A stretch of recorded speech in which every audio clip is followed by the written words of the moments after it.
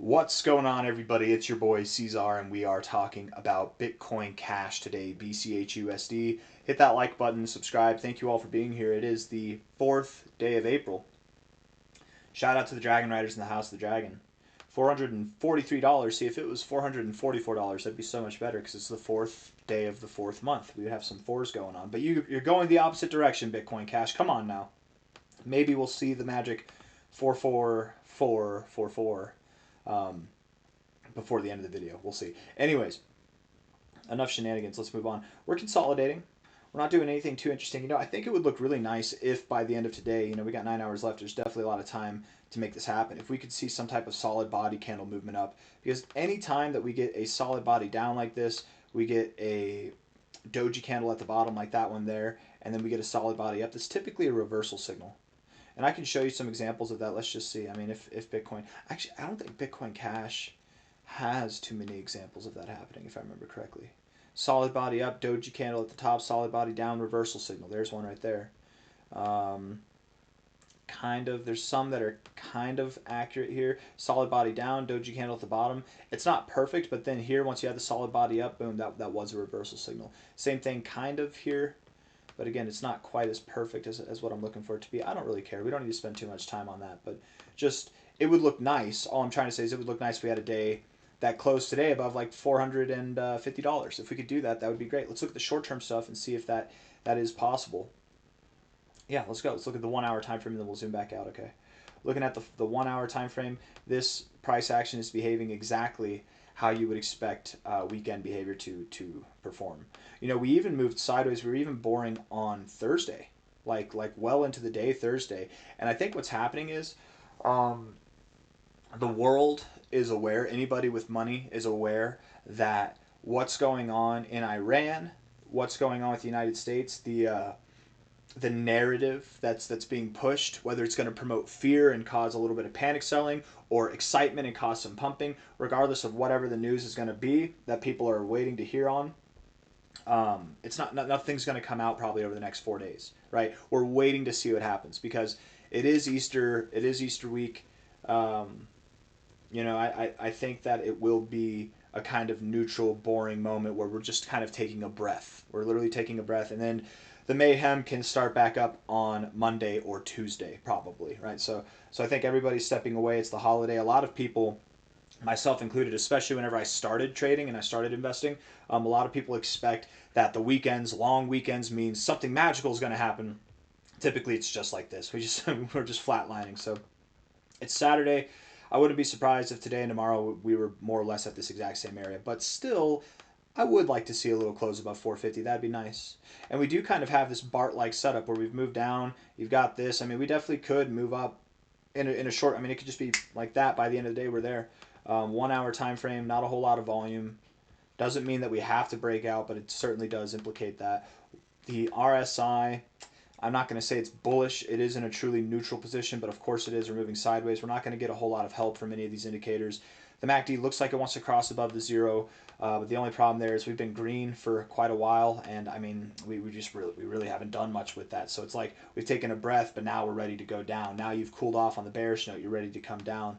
We're right at this point of contention with the zero level here, and these oscillators we could definitely reject here and come down. The stochastics do look bearish. The RSI is neutral. I'm taking a neutral but bearish approach probably. 4 hour time frame looking at this. A little bit more life, but not what you want to see, I guess. We've got higher highs in the RSI, lower highs in the price, hidden bearish divergence. Oh no. Let me see. Yes, yeah, hidden bearish divergence. Stochastics do look good. The stochastics on the 4 hour do look good. The 1 hour has me skeptical, but they do look good. You can keep looking good for a little bit and then reject there and then look bad, and then we're breaking down lower. It's completely viable that Bitcoin Cash could drop down to that 420, 410 area that we've been talking about over the past couple of days. We really could move up as well, but we're kind of in a wait and see moment.